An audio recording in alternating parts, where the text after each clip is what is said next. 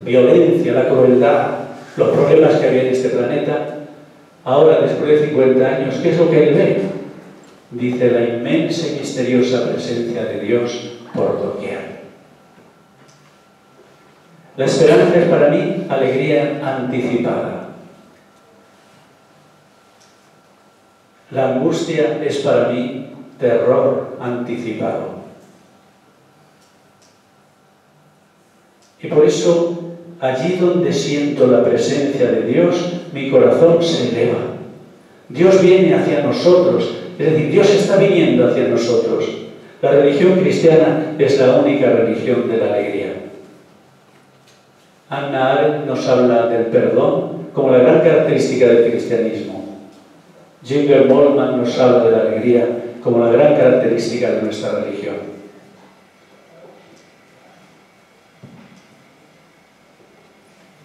Bien, pues pasemos ahora a los hechos. Se alegran en los tormentos y perdonan a los enemigos. Estas son las características del martirio cristiano, de esa especie de estado en el cual se experimenta una mística especial. Es decir, la mística no es la estética es cuando nosotros pues vamos llevando el carro. La mística es cuando vamos en ala delta y parece que estamos volando. Alguien nos lleva. Mientras que en la vida estética pues somos nosotros fundamentalmente grandes protagonistas. En la vida mística hay otro que toma posesión, toma el control, la torre de mando. El primer punto de referencia del perdón y de la alegría pues son Jesús y, perdonadme para nosotros los misioneros claretianos, nuestro padre fundador, San Antonio María Claret, pero igual que él, lo veremos después, algunos otros grandes santos y santas que han vivido su vida a partir de la alegría y del gozo, a pesar de todos los pesares. Jesús. Padre, perdónalos, no saben lo que hacen. Padre, perdónalos, no saben lo que hacen. Es decir, no les acusa de crueldad, no les acusa de violencia, sino de ignorancia. Y uno dice, ¿pero Jesús les estaba disculpando o estaba viendo la realidad? En el momento en el que Jesús más sufre, cuando está ya su vida prácticamente derramándose, ¿pero cómo es posible que Jesús diga que no saben lo que hacen? Y luego cuando el buen ladrón, a mi modo de ver, deberíamos recuperar al buen ladrón porque fue el primero que creyó en la resurrección de Jesús. Antes que quienes la experimentaron junto al sepulcro, porque el buen ladrón, allá en la cruz, cuando estaba sufriendo más, cuando todo se le hacía inaguantable ya, dice, acuérdate de mí cuando estés en tu reino. ¿Qué había visto él en Jesús para pedirle esto? Y la respuesta de Jesús es, hoy te digo, estarás conmigo, no le dice en el cielo, sino en el paraíso. Después hablaremos un poco sobre el tema del paraíso.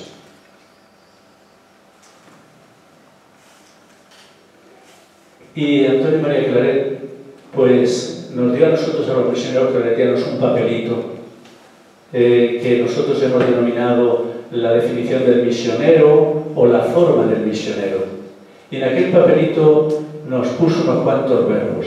Solo quiero recordar los verbos: arder, arredrarse, gozarse, abrazar, alegrarse, seguir, imitar a Jesús, sufrir, y luego otro verbo que no está ahí, pero que él lo vivió fundamentalmente en su vida, fue perdonar.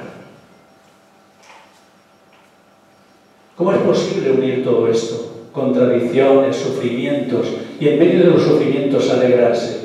Nosotros los claretianos pues no pensamos que tengamos vocación de masoquistas, pero no es fácil que cuando sufrimos nos alegremos, que nos gocemos en las privaciones, en la pobreza, en las situaciones más difíciles.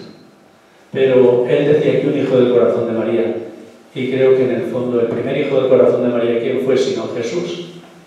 Fue esto lo que vivió.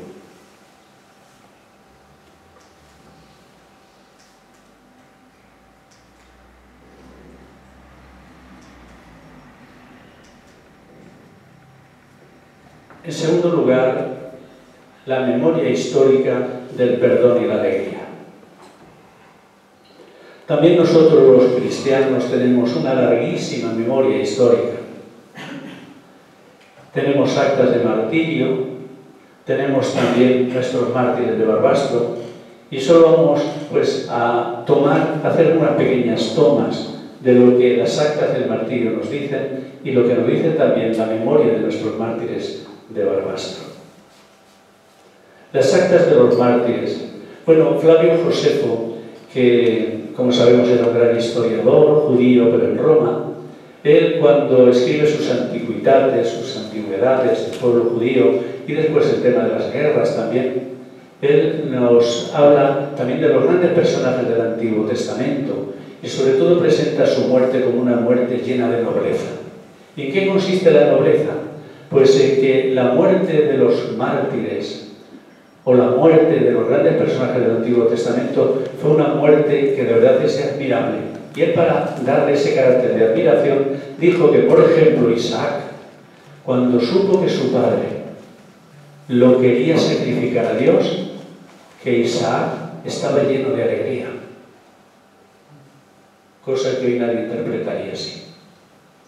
Luego dice también que un grupo de jóvenes que en Jerusalén se rebelaron contra una imposición del emperador, y era que los romanos habían puesto un águila de oro en lo alto del templo, pues fueron un día y arrancaron esa águila de oro para dejar el templo solo como posesión de Dios. Entonces Herodes les hizo un interrogatorio, y tras ese interrogatorio, que les hace parecer, según Flavio Josefo, semejantes a los macabeos, después de ese interrogatorio los condenan a muerte. Dice que iban hacia la muerte, hacia el patíbulo, llenos de alegría, porque soñaban en la resurrección. Y luego también en las actas pues, del martirio de Perpetua y Felicidad se dice así: marcharon gozosos desde la cárcel al anfiteatro como si se encaminaran hacia el cielo, con rostro sereno, tembloroso, pero con alegría en lugar de miedo. Pasión de Perpetua y Felicidad. ¿Qué es lo que ocurre cuando los creyentes se están acercando al último momento de su vida? ¿Hacia dónde van? Hoy, pues mucha gente lo que nos dice después de un funeral es: bueno, pues ya descansado en paz. Pero casi nadie nos habla de que están yendo a un paraíso. ¿Se lo cree nuestra sociedad? ¿Lo creemos nosotros? Los mártires se lo creían a pie juntillas. Esa era su mística. ¿Y los mártires de Barbastro? Tomás Capdevila Miró. Esta mañana, pues, el padre José Peruete me ha permitido pues tocar este texto, verlo y sentir algo especial. Así como Jesucristo en lo alto de la cruz expiró perdonando a sus amigos, así muero yo, mártir, perdonándolos de todo corazón y prometiendo rogar de un modo particular por ellos y por sus familias. Adiós. Tomás Capdevila Miró. Y este es el taburete en el que él escribió pues este texto, este taburete que estaba ya debajo del piano para tapar los pedales y que solo milagrosamente pudimos recuperar, ¿no es verdad?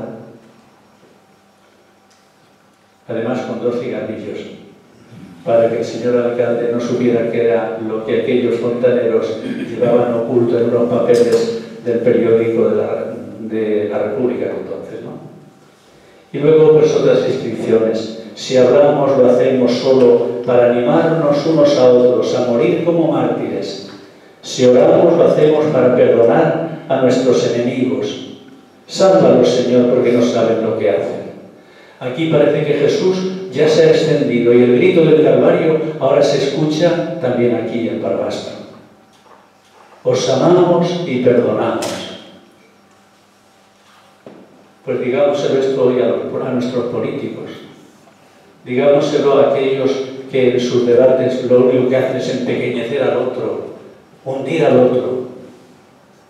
¿Dónde están aquí en nuestro contexto los que perdonan como perdonaron los mártires?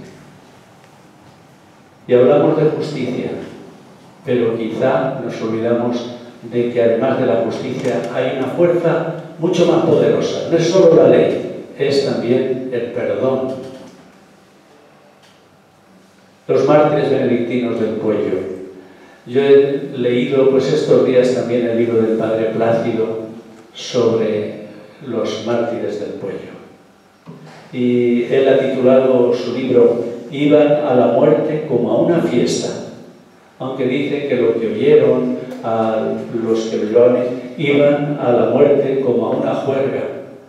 Pero bien, también la palabra juerga está indicando que iban casi, no digo borrachos, pero que iban a disfrutando mucho.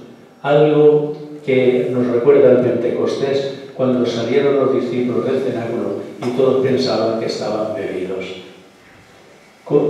Participando, dice el Padre Plácido, en un gran acto litúrgico.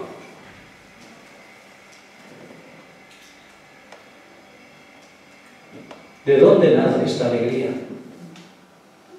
Y luego también el mayordomo del señor obispo, don Marcelino de Abajo. A mí también me impresiona verle cómo después de hablar con el comité y de ser interrogado, dice que al final tiene una alegría tal y una exultanza tal que se comienza a abrazar a todo el mundo cuando sabe que le han condenado a muerte. Transformado, reflejaba los deseos que tenía de encontrarse con Dios.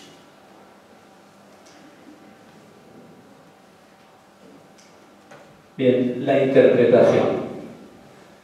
Aquí tenemos solo, pues eso, algunos hechos, pero creo que es que toda la historia de la Iglesia pues está marcada por acontecimientos, por personas así. Ciertamente que tendremos nuestro pecado, pero bastarían estos ejemplos para decir es que merece la pena pertenecer a esta gran comunidad histórica que es la Iglesia. El martirio, alegría y perdón. Propio del mártir cristiano no es únicamente el testimonio que él da, también su fidelidad a la nueva y definitiva alianza. Yo creo que un mártir es ante todo alguien que está en alianza y que en ese momento parece que culmina la alianza con lo que más puede, es decir, es hasta la muerte. Ahora solemos decir en el deporte muchas veces, salen a muerte. No es verdad que salgan a muerte, pero bueno, queremos decir con esto que lo dan todo. Pues el martirio es el momento en el cual a muerte en la alianza, pase lo que pase, para ratificar la alianza para siempre. Sangre derramada, la sangre de la alianza. Por esto el martirio tiene muchas características eucarísticas. Martirio es verbo, no sustantivo. Ricardo Arjona, cantante y cantautor guatemalteco, pues compuso esta canción que quizá conocéis, Jesús es verbo, no sustantivo. Yo la he escuchado bastantes veces, uno la escucha muchas veces y siempre te evoca algo, siempre te inspira. Es decir, hay artistas que son pues como superteólogos, teólogos de la brevedad. Teólogos que con solo una canción, un sonido, unas palabras te dicen muchísimo. Buckminster Fuller, que era un arquitecto, también dijo, Dios es verbo, es decir, verbo gramatical. John William Paul, estoy más en sintonía con los verbos que con los sustantivos. Dice el Espíritu Santo, que en la novela La cabaña se llama Sarayu, dice el Espíritu Santo a Mac, que es el protagonista de la novela. Estoy más en sintonía con los verbos que con los sustantivos. Los verbos son los que dan vida al universo. yo soy el que seré. Es decir, nuestro Dios es una divinidad inquieta. Es una divinidad que siempre te saca de donde estás para llevarte hacia otro lugar. Nuestro Dios no es nombre, no es sustantivo, es verbo. Y los verbos son los que mejor dicen quién es Dios, cómo es Dios. Lo hemos visto antes en la definición de Antonio María Claret, el misionero claretiano. No utiliza nombres, no habla del gozo, de la alegría, no habla del sufrimiento, habla de verbos, en verbos. El martirio es verbo, es un dinamismo inquieto, es una inquietud que entra en el corazón y que uno no sabe a dónde le va a llevar. Porque el martirio no comienza cuando ya uno está siendo masacrado, sino que comienza mucho antes.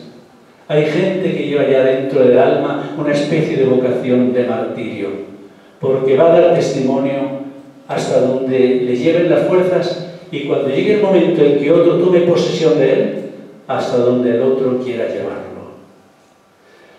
El martirio es un flujo de gracia que cae sobre el planeta, sobre la tierra, sobre un pueblo. Lo que parecería que es una desgracia es un derramamiento de gracia. El Espíritu Santo ha sido derramado. El martirio es una tremenda fuerza de oposición. Es una oposición, diríamos, apocalíptica al imperio del mal. Es la forma como se responde a la violencia. Gandhi, él supo cómo responder a la violencia con la no violencia, con un arma más poderosa que la misma violencia. Y también los mártires saben que hay una forma de responder a la violencia y a la crueldad. El martirio es verbo, es la última misión. Es el momento que a uno se le concede para contribuir a la misión de Dios por última vez. El martirio es Evangelii Gaudium, es el gozo del Evangelio llevado hasta la situación más imponderable y crítica. El protagonismo del Espíritu Santo y la complicidad del mártir. Porque yo creo que sería imposible vivir esa realidad como ellos la vivieron si no fueran poseídos por el Espíritu de Dios.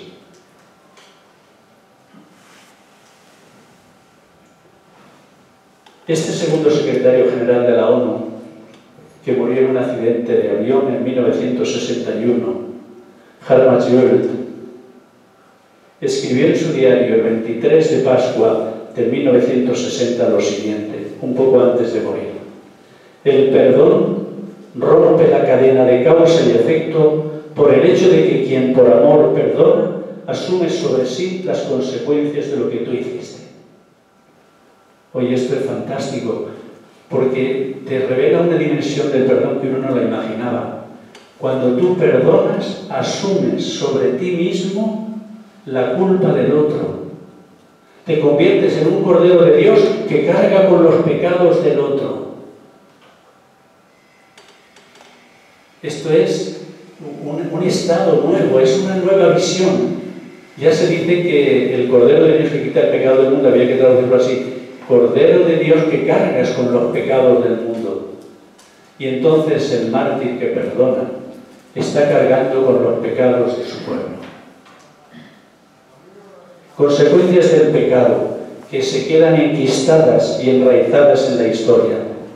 Y el amor verdadero no solo perdona, asume la responsabilidad y las consecuencias de lo que otro ha hecho, como la madre que tiene un hijo drogadicto y asume la realidad de su hijo como si fuera propia. Dice que una vez la policía le estaba diciendo a una madre, pero no ve que su hijo es un delincuente, no ve que su hijo es... no sabe la de causas que tiene su hijo pendientes, porque ha hecho mucho el mal. Y dice que ella respondía siempre, no, mi hijo es muy bueno, mi hijo es muy bueno. Y al final, pero dice, pero señora, es que usted no ve la evidencia. Y ella respondió, sí la veo, pero es mi hijo. Y yo creo que el que perdona tiene algo de materno, algo de saber captar que lo del otro lo carga él mismo. Y esto tiene un precio y no se produce sin sacrificio. Y resultados positivos, cuando son muchos los que hacen esto. se crea una red de perdón en el mundo y a la fuerza el mal comienza a retroceder.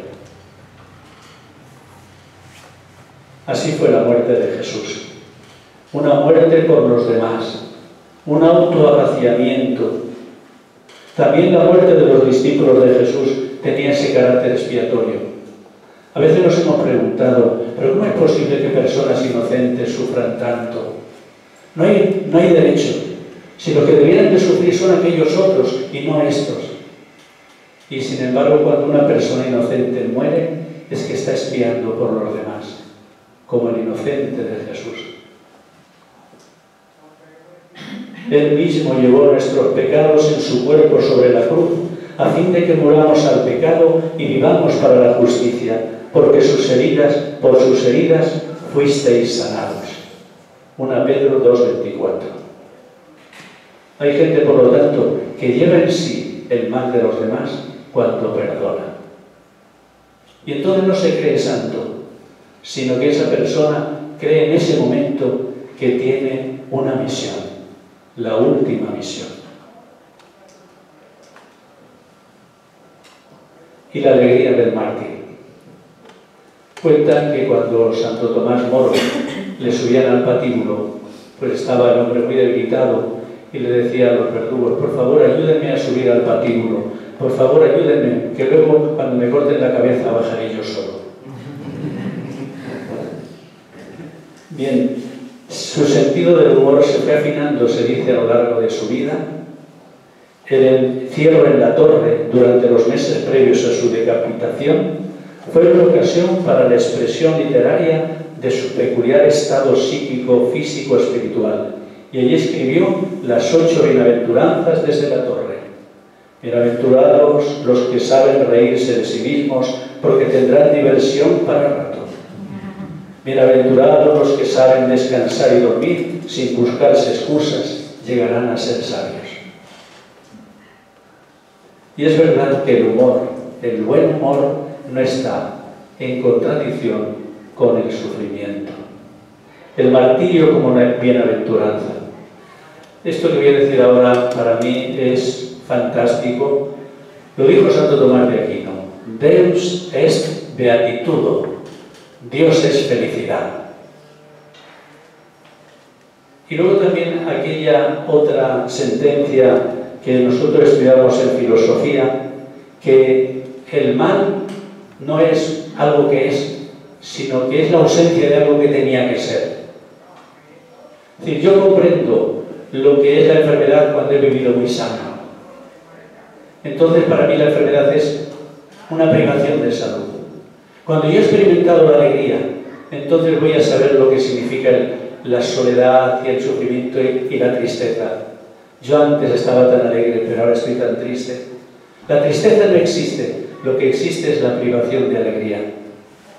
Y cuando Santo Tomás dice que Dios es felicidad, está diciendo que hemos sido creados por la felicidad, que hemos sido creados para ser felices y que hemos sido creados en la felicidad.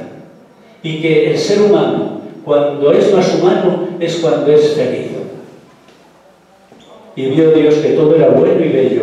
La tristeza es posterior. La felicidad es lo primero, la felicidad original.